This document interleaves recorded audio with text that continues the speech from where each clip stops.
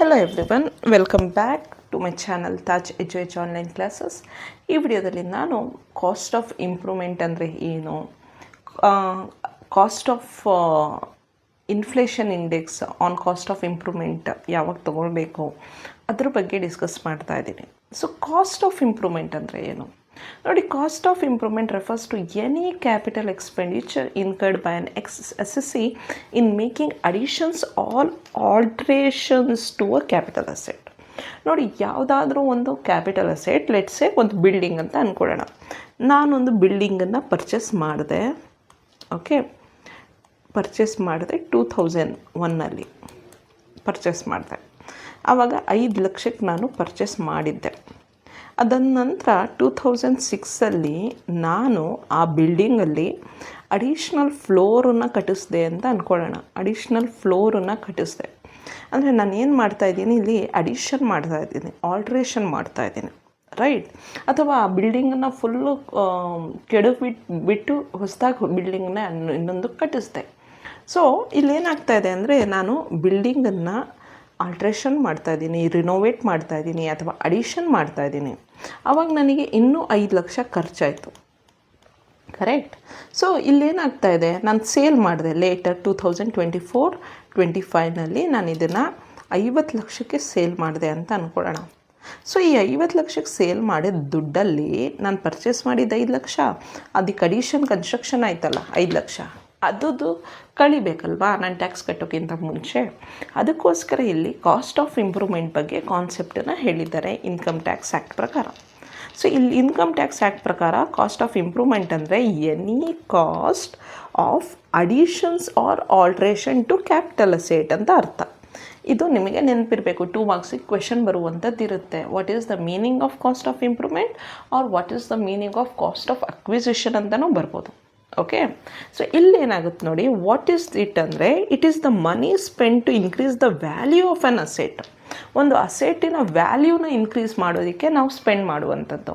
ಈಗ for example, ಒಂದು ಬಿಲ್ಡಿಂಗಿಗೆ ನಾನು ಪೇಂಟನ್ನು ಹೊಡಿಸಿದ್ರೆ ಅದು ಕಾಸ್ಟ್ ಆಫ್ ಇಂಪ್ರೂವ್ಮೆಂಟೋ ಅಥವಾ ಅಡಿಷನ್ಸೋ ಆಲ್ಟ್ರೇಷನ್ಸೋ ಅಲ್ಲ. ಅದೇ ನಾನು ಒಂದು ಬಿಲ್ಡಿಂಗಿಗೆ 1 ಫ್ಲೋರ್ ಇತ್ತು, ಇನ್ನೊಂದು ಫ್ಲೋರನ್ನು ಕಟ್ಟಿಸಿದೆ ಅಂದರೆ ಅದು ವ್ಯಾಲ್ಯೂನ ಇನ್ಕ್ರೀಸ್ ಮಾಡುತ್ತೆ. ಒಂದು ಬಿಲ್ಡಿಂಗಲ್ಲಿ ಟಾಯ್ಲೆಟ್ ಇರಲಿಲ್ಲ, ಅದಕ್ಕೆ ಕನ್ಸ್ಟ್ರಕ್ಷನ್ ಮಾಡಿಸಿದೆ ಅಂದರೆ ಅದು ವ್ಯಾಲ್ಯೂನ ಇನ್ಕ್ರೀಸ್ ಮಾಡುತ್ತೆ.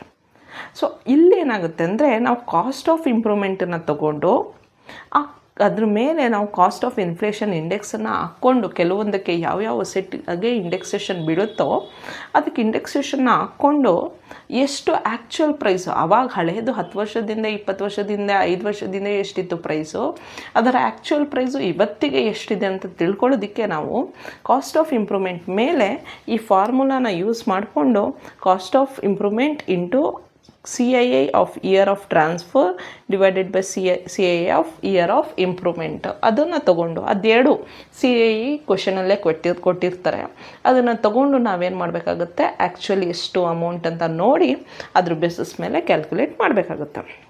ಸೊ ಆ್ಯಕ್ಚುಲಿ ಕಾಸ್ಟ್ ಆಫ್ ಇಂಪ್ರೂವ್ಮೆಂಟಲ್ಲಿ ಏನೇನು ಬರುತ್ತೆ ನೋಡಿ.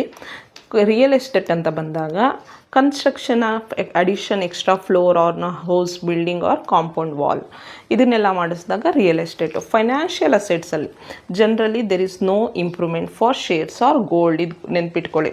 ಸೊ ಕೆಲವೊಮ್ಮೆ ಈಗ ಇನ್ನೊಂದು ಇಂಪಾರ್ಟೆಂಟ್ ಇರುತ್ತೆ, ಆನ್ಲೈನ್ ನಾವು ಪರ್ಚೇಸ್ ಮಾಡಿರ್ತೀವಲ್ಲ, ಶೇರ್ಸು, ಡೆಬೆಂಚರ್ಸು, ಬಾಂಡ್ಸು, ಇಂಥದಕ್ಕೆಲ್ಲ ಕಾಸ್ಟ್ ಆಫ್ ಇಂಪ್ರೂವ್ಮೆಂಟ್ ಇರಲ್ಲ. ಆದರೆ ಕೆಲವೊಂದಕ್ಕೆ ಲೈಕ್ ಜ್ಯುವೆಲರಿ ಅಂತ ಅಂದ್ಕೊಳ್ಳಿ, ಜ್ಯುವೆಲರಿ ಅಂತ, ಇದಕ್ಕೆ ಕಾಸ್ಟ್ ಆಫ್ ಇಂಪ್ರೂವ್ಮೆಂಟ್ ಇರುತ್ತೋ ಇಲ್ವೋ ಅಂತ ಪಾಯಿಂಟ್ ಬಂದರೆ ಇದಕ್ಕೆ ಕಾಸ್ಟ್ ಆಫ್ ಇಂಪ್ರೂವ್ಮೆಂಟ್ ಇರುತ್ತೆ. ಎಲ್ಲಿ ಫಾರ್ ಎಕ್ಸಾಂಪಲ್, ಈಗ ನಿಮ್ಮ ಹತ್ರ 10 ಗ್ರಾಮ್ ಗೋಲ್ಡ್ ಚೈನ್ ಇದೆ ಅಂತ ಅಂದ್ಕೊಳ್ಳಿ.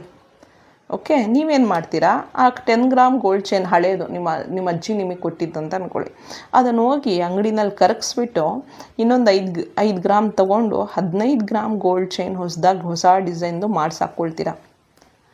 ಸೊ ಇಲ್ಲೇನಾಯಿತು ಅಂದರೆ ಕಾಸ್ಟ್ ಆಫ್ ಇಂಪ್ರೂವ್ಮೆಂಟ್ ಆಯ್ತದು. ಇನ್ನು 5 ಗ್ರಾಮಿಗೆ ಅಡಿಷ್ನಲ್ ನೀವೇನು ಕೊಟ್ರಿ, ಮೇಕಿಂಗ್ ಚಾರ್ಜಸ್ಸು ಅದು ಇದು ಎಲ್ಲ, ಇನ್ನು 5 ಗ್ರಾಮಿಗೆ ಏನು ಕೊಟ್ರಿ ಅದು ಫುಲ್ ಕಾಸ್ಟ್ ಆಫ್ ಇಂಪ್ರೂವ್ಮೆಂಟ್ ಆಯ್ತು ನಿಮಗೆ. ಅದೇ ರೀತಿ ನಿಮ್ಮ ಹತ್ರ ಒಂದು ಉಂಗುರ ಇದೆ ಅಂತ ಅಂದ್ಕೊಳ್ಳಿ, ಗೋಲ್ಡ್.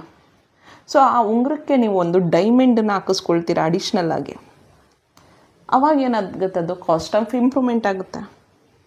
ಸೊ ಇಲ್ಲಿ ಕೆಲವೊಂದು ಜ್ಯುವೆಲರಿ ಗೋಲ್ಡ್ ಆಗಿರ್ಬೋದು, ಸಿಲ್ವರ್ ಆಗಿರ್ಬೋದು, ಯಾವುದಾದ್ರೂ ಅದರದ್ದು ವ್ಯಾಲ್ಯೂ ಇನ್ಕ್ರೀಸ್ ಮಾಡ್ತಾ ಇದೆ ಅಂದರೆ ಅದು ಕೂಡ ಕಾಸ್ಟ್ ಆಫ್ ಇಂಪ್ರೂವ್ಮೆಂಟ್ ಆಗುತ್ತೆ.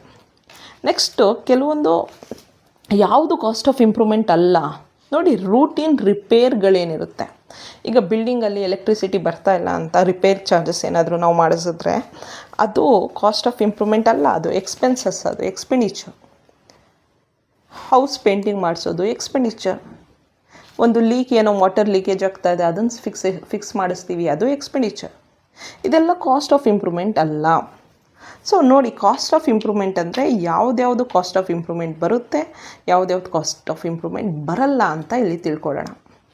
Immovable property like house, building, ಲ್ಯಾಂಡಿಗೆ ಇಮ್ಮೂವೇಬಲ್ ಪ್ರಾಪರ್ಟಿ ಅಲ್ವಾ, ಅಲ್ಲಿ ನ್ಯೂ ಫ್ಲೋರ್ ಕನ್ಸ್ಟ್ರಕ್ಷನ್ ಆದರೆ, ಅಡಿಷನ್ ರೂಮ್ ಬಂದೆ, ಬಿಲ್ಡಿಂಗ್ ಕಾಂಪೌಂಡ್ ವಾಲು, ಆ ರೀತಿ ನಾವು ಕನ್ಸ್ಟ್ರಕ್ಷನ್ ಮಾಡಿದಾಗ ಅದು ಕಾಸ್ಟ್ ಆಫ್ ಇಂಪ್ರೂವ್ಮೆಂಟ್ ಬರುತ್ತೆ.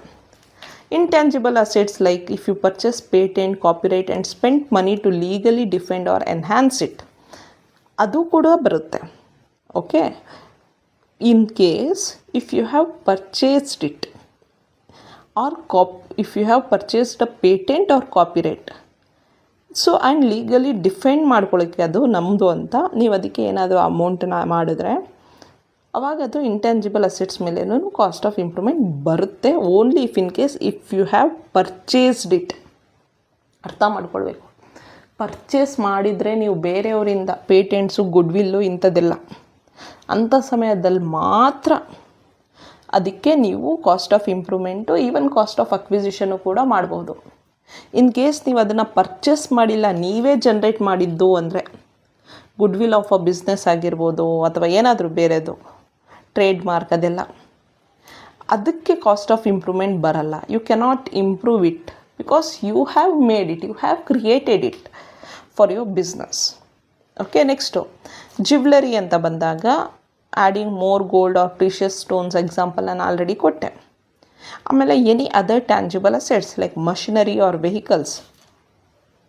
ಓಕೆ, ಅಂಥದ್ದು ಯಾವುದು used for business not treated as personal effects, ಅದು ಪರ್ಸ್ನಲ್ ಆಗ್ದಲೇ ಇದ್ದು, personal car, personal vehicle, personal scooter ಆಗ್ದಲೇ ಅದು ಬಿಸ್ನೆಸ್ ರಿಲೇಟೆಡ್ ಆಗಿದ್ದು, ಅಂತಹ ಮಷಿನರಿ ಅಥವಾ ವೆಹಿಕಲ್ಸ್ಗಳನ್ನು ನಾವು ಇಂಪ್ರೂವ್ಮೆಂಟ್ ಮಾಡಿದ್ರೆ ಟ್ಯಾಂಜಿಬಲ್ ಅಸೆಟ್ಸು, ಅಂಥದ್ದಕ್ಕೂ ಕೂಡ ನಾವು ಕಾಸ್ಟ್ ಆಫ್ ಇಂಪ್ರೂವ್ಮೆಂಟನ್ನು ತಗೊಳ್ಬೋದು. ಓಕೆ, ಸೊ ನೆಕ್ಸ್ಟು ಯಾವುದಕ್ಕೆ ಕಾಸ್ಟ್ ಆಫ್ ಇಂಪ್ರೂವ್ಮೆಂಟ್ ಬರಲ್ಲ ಅಂದರೆ ಆಗಲೇ ಹೇಳ್ದಂಗೆ goodwill of a business or trademark, something like that which you have not purchased, you only created it. ನೀವೇ ಅದನ್ನು ಉತ್ಪಾದಿಸಿದ್ದೀರಾ, ಏನಂದರೆ ನೀವೇ ಮಾಡಿದ್ದೀರಾ, ನೀವೇ ಕ್ರಿಯೇಟ್ ಮಾಡಿರುವಂಥದ್ದಾಗಿದ್ದರೆ ಅದಕ್ಕೆ ಕಾಸ್ಟ್ ಆಫ್ ಇಂಪ್ರೂವ್ಮೆಂಟು ಬರಲ್ಲ, ಕಾಸ್ಟ್ ಆಫ್ ಅಕ್ವಿಸಿಷನು ಬರಲ್ಲ. Next right to manufacture or produce. Okay, ಯಾವುದಾದ್ರೂ ಹಕ್ಕನ್ನ ನೀವು ತೊಗೊಂಡಿದ್ದೀರಾ ಅಂಥದ್ದಕ್ಕೂ ಕೂಡ ಕಾಸ್ಟ್ ಆಫ್ ಇಂಪ್ರೂವ್ಮೆಂಟ್ ಬರಲ್ಲ. Right to carry on any business of profession, ಅದಕ್ಕೂ ಬರಲ್ಲ. ನೆಕ್ಸ್ಟ್ ಟೆನೆನ್ಸಿ ರೈಟ್ಸು, ಅದಕ್ಕೂ ಬರಲ್ಲ. ಲೂಮ್ ಹವರ್ಸು ಅಂದರೆ rights in the textile industry ಅಂತ ಬರುತ್ತದೋ ಅದಕ್ಕೂ ಇಲ್ಲ. ರೂಟ್ ಪರ್ಮಿಟ್ಸ್ಗೂ ಇಲ್ಲ. ಟ್ರಾನ್ಸ್ಪೋರ್ಟ್ ಪರ್ಮಿಟ್ಸ್ ಗೌರ್ಮೆಂಟ್ ಇಶ್ಯೂ ಮಾಡುತ್ತಲ್ಲ ಅಂಥದಕ್ಕೂ ಇಲ್ಲ. Next most importantly bonus shares. So ಇಲ್ಲಿ ಬೋನಸ್ ಶೇರ್ಸಿಗೆ ಇಂಪ್ರೂವ್ಮೆಂಟ್ ಕಾಸ್ಟು ಬರಲ್ಲ, ಅಕ್ವಿಸಿಷನ್ ಕಾಸ್ಟು ಬರಲ್ಲ. ಏನು ಬೋನಸ್ ಶೇರ್ಸ್ ಅಂದರೆ ಅಂತ ಅರ್ಥ ಮಾಡ್ಕೊಳ್ಳಿ. ಈಗ ನಿಮ್ಮ ಹತ್ರ ಆಲ್ರೆಡಿ ಒಂದು ಕಂಪನಿದು 100 ಶೇರ್ಸ್ ಇದೆ ಅಂತ ಅಂದ್ಕೊಳ್ಳಿ. ಓಕೆ, ಈ ಸಲ ಕಂಪನಿ ಏನು ಮಾಡುತ್ತೆ, ನಿಮಗೆ ಡಿವಿಡೆಂಡ್ ಕೊಡಬೇಕಲ್ಲ. ಓಕೆ, ಡಿವಿಡೆಂಡ್ ಕೊಡ್ದಲೆ ನಿಮಗೆ ಅದ್ರ ಬದಲು ಅಡಿಷ್ನಲ್ ಆಗಿ ಒಂದು 20 ಶೇರ್ಸ್ ಕೊಡುತ್ತೆ ಅಂತ ಅಂದ್ಕೊಳ್ಳಿ ಫ್ರೀಯಾಗಿ.